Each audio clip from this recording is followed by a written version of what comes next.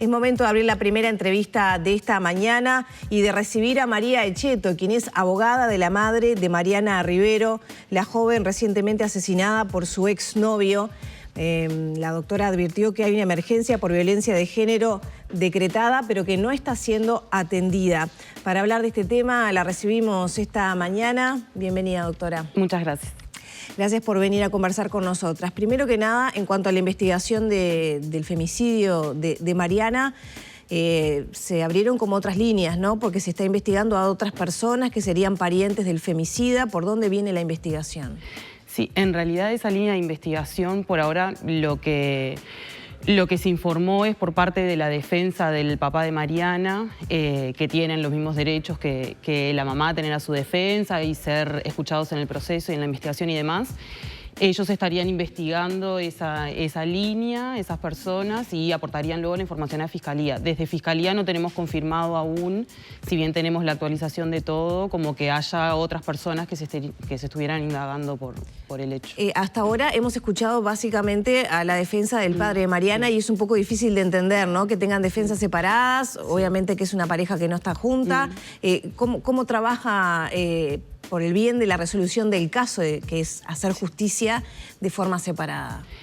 La idea es que cada parte pueda tener su defensa, si así lo desean, para poder estar informadas y poder tener acceso a la investigación de manera igualitaria, no estar quizás entorpeciendo o bueno, generando conflictos en la comunicación. La idea es que se puedan informar, tienen los mismos derechos, y la línea es colaborar con Fiscalía para llegar a esclarecer toda la situación y poder llegar a la condena. En diferentes entrevistas, sobre todo con La Diaria, expresabas que hay una situación de emergencia respecto a la violencia hacia las mujeres que data desde el año 2019 y que no se ha visto atendida. Exacto. En este caso en particular, ¿también se siente de esa manera? ¿Falló el Estado en acompañar a Mariana?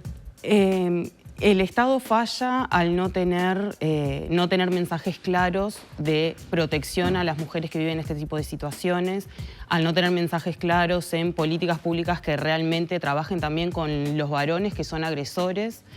Se falla desde muchos ámbitos, como por ejemplo también falla a las infancias, que hoy por hoy tenemos una ley que está avalando que las infancias puedan estar con personas que son agresoras, por la reciente ley de tenencia compartida. Entonces ahí se siente la ausencia del Estado, de falta de políticas públicas que realmente puedan solucionar el tema de raíz, puedan intentar revertir esta situación.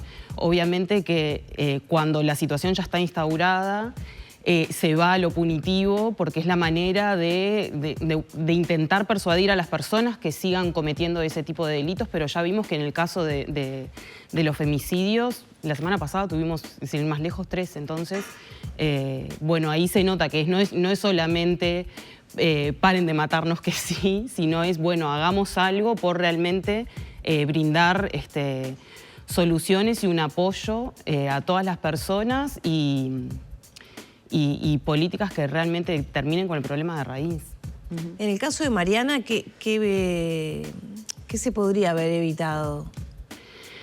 Y es un análisis demasiado profundo. Sí, es difícil, ¿no? Pero bueno, porque además hay un poco para conversar de qué impacto puede tener una política pública de protección, de accesibilidad, de ayuda, y por otro lado el cambio cultural que se debe procesar para, bueno, terminar con estas situaciones, ¿no?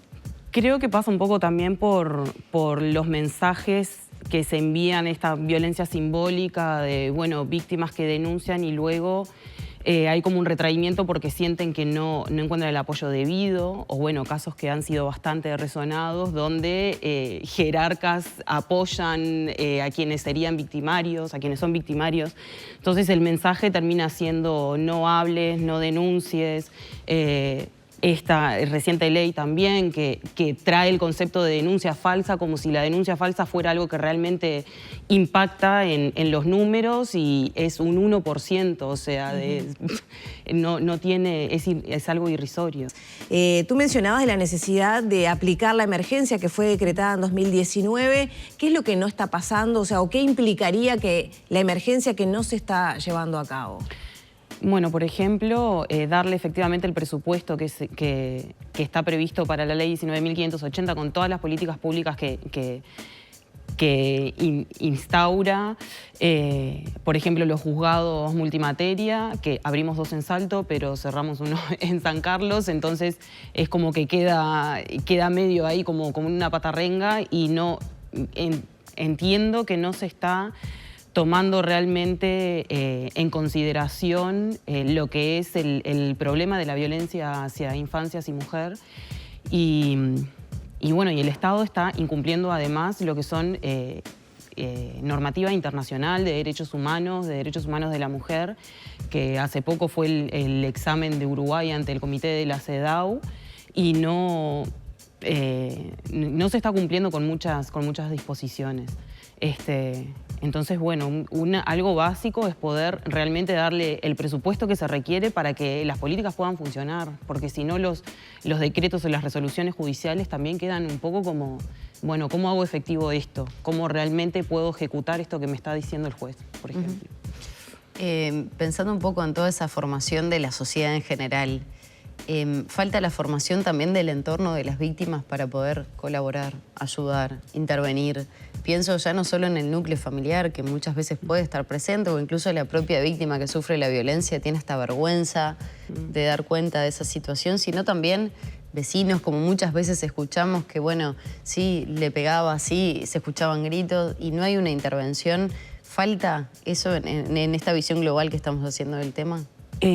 Sí, tal vez es un poco desmitificar y sacar aquello de, bueno, lo que pasa en el espacio privado. El no te metas. Exacto. Pero también hay que ser cuidadosos con eso porque nunca...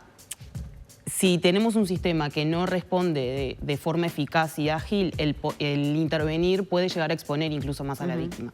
Creo que lo que falta es que del entorno de esta persona que decide agredir y que ejerce violencias, ahí es donde falta una reflexión, un intervenir con esa persona para que se pueda ir desestructurando. O sea, faltan programas para agresores. Y sí. Porque si no, siempre terminamos depositando todo en la mujer que es víctima o en la infancia víctima y es como, bueno, sufro esa violencia y además tengo que poder tener la fuerza para salir de ella y luego ser resiliente y ser feliz y hacer algo, sacar provecho de esto. Y siempre depositamos todo en la víctima. ¿Y qué pasa con esos varones? O sea, ¿por qué deciden ejercer esa violencia? ¿Por qué no pueden conocer otra forma de vincularse que no sea esa? En el caso de este joven está imputado. ¿Qué restaría? ¿Ya hay una idea de cuándo se puede fijar fecha, la audiencia de condena, en definitiva? Bueno, la investigación prosigue, él tiene prisión preventiva hasta mayo del año que viene.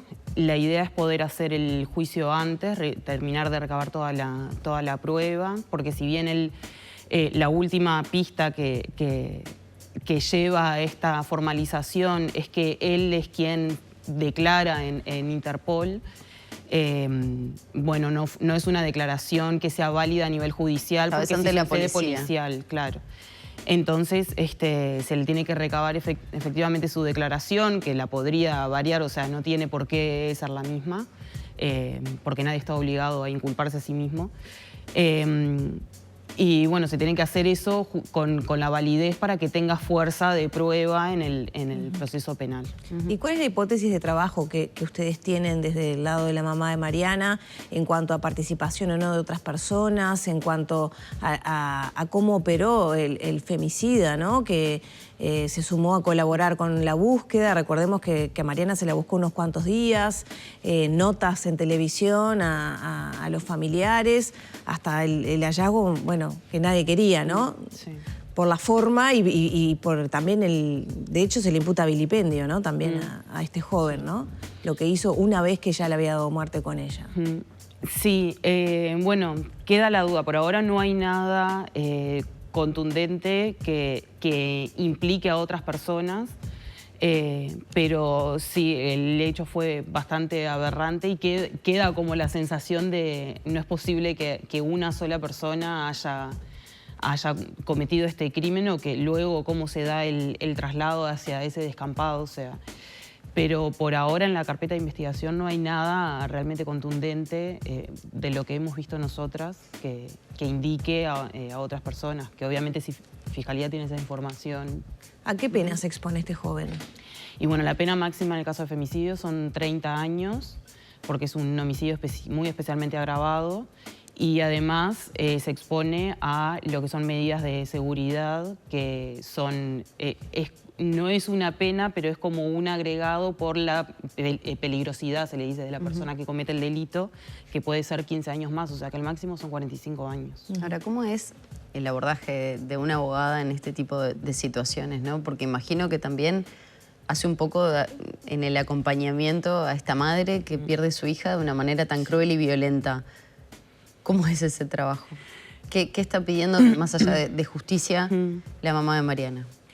Bueno, ella, lo primero que tratamos de hacer fue buscarle todas las redes de apoyo necesarias, unidad de víctimas de Fiscalía, un agradecimiento para ellas porque enseguida... ¿La obtuvieron? Sí, enseguida que escuchamos la noticia, bueno, yo empecé a tratar de ponerme en contacto y ahí se comunicaron con ella y le brindaron todo el apoyo. Ella tiene 2 hijos más en Paysandú, por lo tanto tenía que también, son chiquitos, tenía que ir a darles la noticia, entonces de unidad de víctimas se hizo todo lo posible para tender redes también allá en Paysandú para que la pudieran apoyar, para comunicar esta terrible noticia. Y bueno, y el abordaje es un poco también tratar de que no se traslade la culpa, ¿no? Porque siempre está él, yo podría haber hecho algo, si yo hubiera sabido, yo no estuve presente. A ella le decían, y no, Mariana estaba siendo víctima de una situación de violencia. Ella ni nadie lo podía frenar, solamente el agresor, solamente la persona que comete la violencia. O sea, una puede estar metida en una relación con sutilezas o creer que como tiene determinada formación o como tiene determinadas herramientas que es capaz de controlarlo y de salirse cuando puede, y no necesariamente es así. Y eso a veces se traslada también, bueno, si hubiéramos hecho tal cosa, si me lo hubiera traído a Paysandú, y no, porque capaz Mariana no quería, o sea, hipótesis son un montón. Que obviamente también se entiende que uno trata de buscar respuestas y trata de entender, pero bueno, siempre tratar de dar la tranquilidad de que nadie tenía el control de la situación, solo la persona que comete la agresión. Entonces eso no era posible preverlo ni impedirlo. ¿Han encontrado la suficiente agilidad en el sistema, la diligencia necesaria tanto como para sostener a la familia de Mariana como para, bueno, detener y continuar la investigación con el agresor?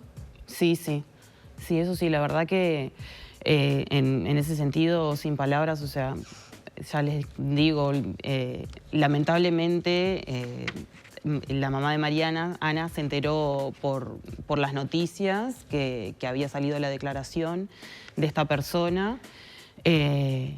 Y bueno, cuando me comunico con ella y me dice, a mí nadie me llamó, nadie me confirmó, yo dije, tranquila, empecé a tratar de llamar a todas las personas que tienen de alguna manera algún vínculo con Fiscalía, intenté con el teléfono de guardias de unidad de víctimas, todo, y ahí di con la persona que me pudo confirmar y ponerse enseguida a las órdenes. Al día siguiente nos recibieron en Fiscalía y estuvimos en una entrevista con unidad de víctimas. La fiscal también muy... ¿Y cómo ha sido el trabajo con la defensa del agresor? Porque ustedes también tienen que tener ahí, ¿no?, un cierto vínculo y preguntas que surgen. ¿Podría ser considerado inimputable? ¿Qué tipo de pericia se le está haciendo a esa persona que tiene la sangre fría de darle muerte a su pareja o expareja, pero después, bueno, hacer todo un procedimiento de destruir los restos de esa persona, tomarse un taxi, esconderlos, volver a la casa y decir que la extraña, ¿no? ¿Está todo eso forma parte de la investigación? ¿Podría ser declarado inimputable, por ejemplo? Forma parte de la investigación. Previo a la audiencia de formalización se le hizo una pericia, no arroja algún tipo de patología ni nada por el estilo. Y la defensa es defensora de oficio y en ningún momento se opusieron, por lo menos en la audiencia de formalización, ni al relato de hechos que hace la Fiscalía para pedir la formalización, ni a la pena, ni a la medida cautelar que se pide de prisión preventiva, tampoco se oponen. Que puede ser estratégico o puede ser que, bueno, que en realidad la persona efectivamente está queriendo colaborar en el sentido de declarar y decir realmente su responsabilidad. ¿Está en prisión ahora? Sí, ahora sí. ¿Demostró o mostró algún tipo de arrepentimiento de lo que hizo? Bueno, para ser sincera, fue sí. en el mismo momento que se estaban despidiendo los restos de Mariana, ¿no? Sí. Para ser sincera, en el momento de la audiencia yo traté bastante de evitar contacto visual porque también es bastante removedor y complejo. Sí, en un par de momentos como que vi su actitud y era como que estaba, pero no estaba. Es raro, no sé, me cuesta también un poco hablar de él, como que como si estuviera, como si no estuviera, me explico, como si estuviera como en shock. No puedo decir que era una mirada de alguien ni arrepentido, ni perverso, ni nada, como que es difícil, una persona muy joven. Es que a eso quería apuntar. Siguen siendo otra vez femicidios, que uno tal vez tiende a pensar otra generación, otra época, no se hablaban de estos temas, se llevaba a un extremo. Son casos de joven, Maldonado 17, ellos 20 y poco. Bueno, creo que eso es también consecuencia un poco de esto de que no estamos pudiendo como sociedad, y reitero que el Estado no está pudiendo llegar al núcleo del problema y que las infancias puedan vivir libres de situaciones de violencia y que los adolescentes puedan vincularse de una forma sana, que puedan conocer otras formas de vincularse que no sea la respuesta a través de la violencia. Entonces, sí, claro que se pide justicia y que se aboga por llegar a una condena, pero ¿qué pasa después? O sea, ¿cómo seguimos? ¿Realmente es eso lo que el feminismo además debe apelar? No, se apela a que no pasen más este tipo de situaciones. Entonces queda así como un sabor amargo en realidad. María, muchas gracias por estos minutos. Seguiremos conversando sobre este tema y sobre este caso también. Muchas gracias. A ustedes. Gracias. Cerramos por aquí la entrevista. Ya pasan 20 minutos de las 9 de la mañana.